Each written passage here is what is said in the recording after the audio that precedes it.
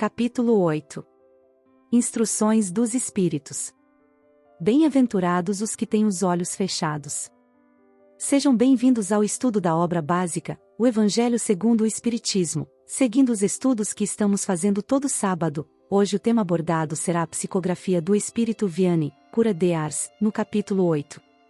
Vamos observar a psicografia e em seguida estudar seus tópicos e compreender suas sublimes mensagens. Bem-aventurados os que têm os olhos fechados.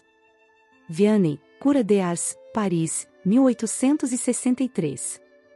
Nota de Allan Kardec. Esta comunicação foi dada a respeito de uma pessoa cega, para a qual havia sido evocado o espírito de J. B. Vianney, Cura de Ars. Meus bons amigos, por que me chamastes? Para que eu imponha as mãos sobre a pobre sofredora que aqui está e curá-la? Que sofrimento, bom Deus! Perdeu a vista e as trevas se fizeram para ela. Pobre filha! Que ore e espere, eu não sei fazer milagres sem a vontade de Deus. Todas as curas que eu pude obter e que conheceis, não as atribuais senão àquele que é o Pai de todos nós. Em vossas aflições, olhai sempre para o céu e dizei, do fundo de vossos corações, meu Pai, curai-me, mas fazei que minha alma enferma seja curada antes das moléstias de meu corpo, que a minha carne seja castigada, se preciso for, para que a minha alma se eleve até vós com a brancura que possuía quando a criastes.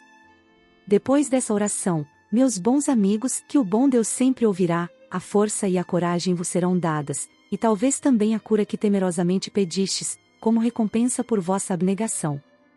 Mas desde que eu aqui me encontro, numa reunião que trata, sobretudo, de estudos, eu vos direi que aqueles que estão privados da visão deveriam considerar-se como os bem-aventurados da expiação. Lembrai-vos que o Cristo disse que seria necessário arrancar o vosso olho, se ele fosse mau, e que melhor seria se ele fosse lançado ao fogo do que ser a causa da vossa perdição. Infelizmente, quantos existem na terra que maldirão um dia, nas trevas, por terem visto a luz? Ah, sim! Pois são felizes os que, na expiação, estão sem visão. Seus olhos não serão motivo de escândalo e de queda, e eles podem viver inteiramente a vida espiritual, podem ver mais do que vós que tendes boa visão. Quando Deus me permite abrir as pálpebras de algum desses pobres sofredores e devolver-lhes a luz, eu digo a mim mesmo, alma querida, por que não conheces todas as delícias do Espírito, que vive de contemplação e de amor? Tu não pedirias para ver essas imagens menos puras e menos suaves, que aquelas que podes entrever em tua cegueira. Ah, sim, bem-aventurado o cego que quer viver com Deus. Mais feliz do que vós que estáis aqui, ele sente a felicidade, ele a toca, vê as almas e pode lançar-se com elas nas esferas espirituais, que nem mesmo os predestinados da vossa terra conseguem ver.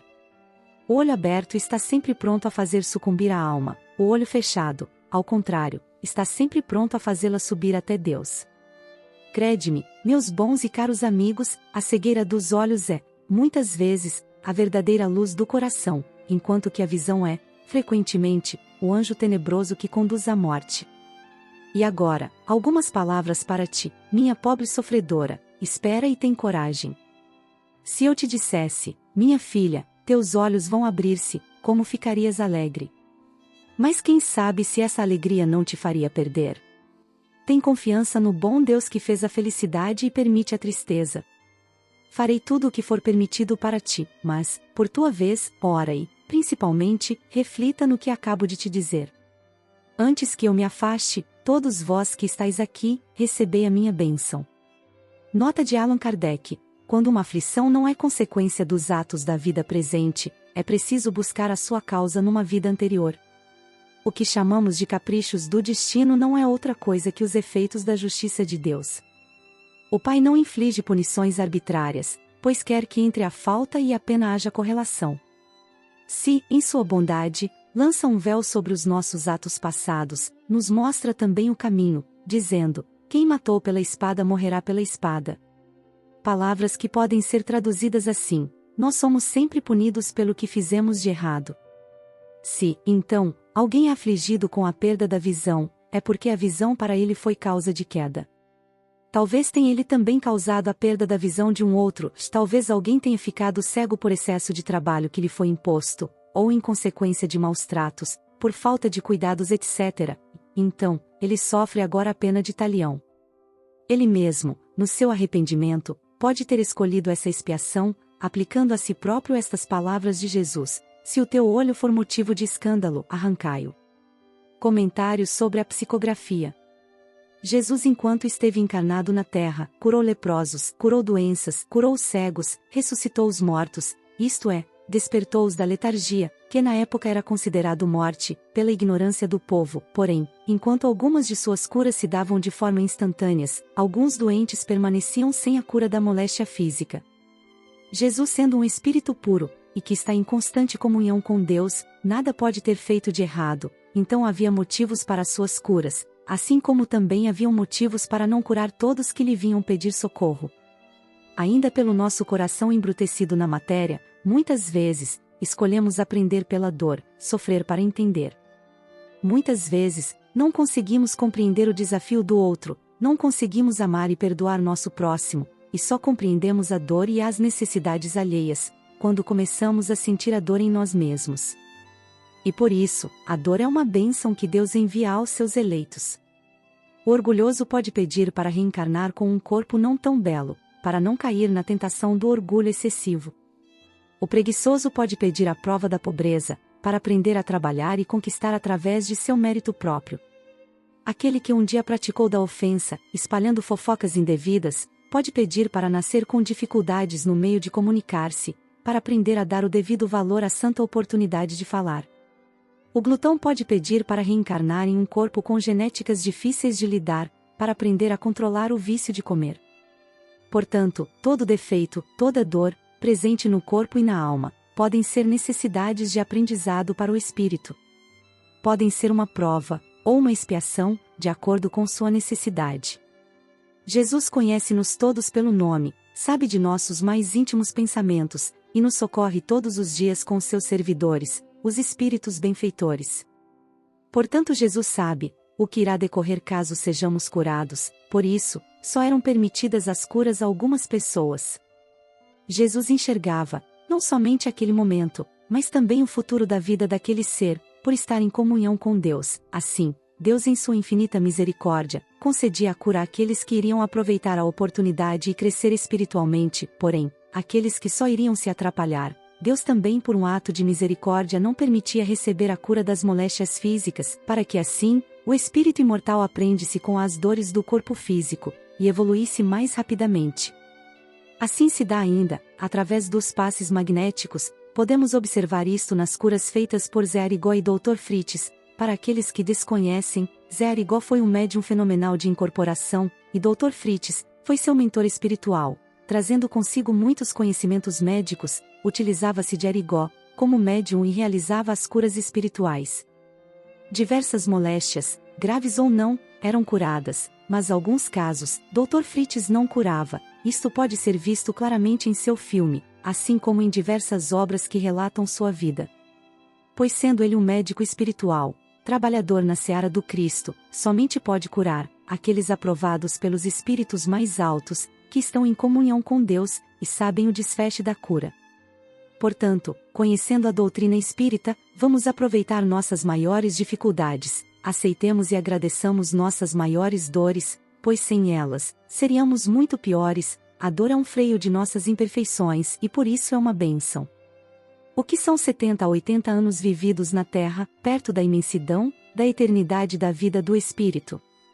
Não é fácil aceitar a dor, muito menos conviver com ela, mas a doutrina espírita nos mostra o bem que pode ser extraído da dor que passamos, que essa vida, essa dor, é simples e passageira, se resignarmos e superarmos nossas dificuldades, aceitando e superando as dores, acordaremos mais felizes no plano espiritual.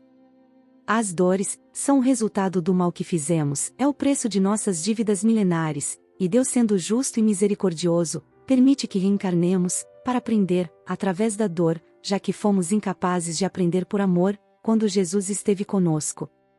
Vamos observar uma passagem desta psicografia muito importante. Meu Pai, curai-me, mas fazei que minha alma enferma seja curada antes das moléstias de meu corpo, que a minha carne seja castigada, se preciso for, para que a minha alma se eleve até vós com a brancura que possuía quando a criastes. Assim, as dores do corpo físico, muitas das vezes, podem ser a cura da alma enferma, e é isto que mais vale ao espírito imortal. Chico carregava consigo muitas dores, a pobreza, a doença que tinha no olho, entre outras. Mas mesmo sofrendo, continuava trabalhando, transformando a dor física em renúncia e assim curando seu espírito. Divaldo Franco conta em diversas palestras as provas e dores que teve que passar, mas segue trabalhando como mensageiro da paz, transformando suas dores e sofrimentos em renúncia e assim curando seu espírito. Jesus não precisava sofrer, por ser um espírito já purificado, coordenador planetário, mas ainda assim, escolheu descer até nós, encarnar em um corpo igual ao nosso, e demonstrar a necessidade da fé e da renúncia, enfrentando a crucificação sem titubear. Jesus sofreu as moléstias físicas para nos ensinar, através de seu exemplo, que mesmo sendo incompreendido, mesmo sendo ofendido, mesmo sendo torturado e morto, deve-se renunciar e fazer a vontade do Pai Celeste. E foi graças ao seu exemplo que modificou a história do mundo. Um dia nos tornaremos espíritos felizes, um dia nosso planeta se transformará em alegre residência, tudo graças à renúncia e à dor que o Cristo passou. Jesus nos mostrou com sua vida, que o sofrimento do corpo, nada é, se comparado com a transformação do espírito ao passar pela dor de forma cristã, isto é, renunciando a si mesmo, e se doando ao próximo. Para finalizarmos nossos estudos, vamos observar uma mensagem de Emmanuel, do livro Agenda Cristã, capítulo 13. Realmente, a tempestade espanta. Entretanto, acentuar-nos-á a resistência, se soubermos recebê-la. A dor dilacera. Mas aperfeiçoar-nos-á o coração, se buscarmos aproveitá-la. A incompreensão dói. Contudo, oferece-nos excelente oportunidade de compreender. A luta perturba. Todavia, será portadora de incalculáveis benefícios, se lhe aceitarmos o concurso. O desespero destrói. Diante dele, porém, encontramos ensejo de cultivar a serenidade. O ódio enegrece. No entanto, descortina bendito horizonte a revelação do amor. A aflição esmaga. Abre-nos, todavia, as portas da ação consoladora. O choque assombra. Nele, contudo, encontraremos abençoada renovação. A prova tortura. Sem ela, entretanto, é impossível a aprendizagem. O obstáculo aborrece. Temos nele, porém, legítimo produtor de elevação e capacidade.